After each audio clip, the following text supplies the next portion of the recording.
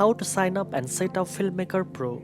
First of all, open the app on your device. Since there is no sign up required, you can start using the app immediately without creating an account.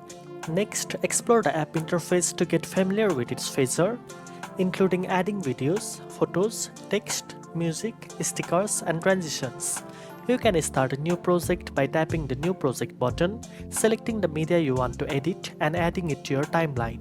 Check the Settings menu to adjust default preferences such as video resolution, export quality, and more.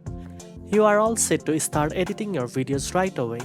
Filmmaker Pro allows you to edit, preview, and export videos without signing up, making it quick and easy for anyone to use. Now you know how to set up and start using Filmmaker Pro without signing up.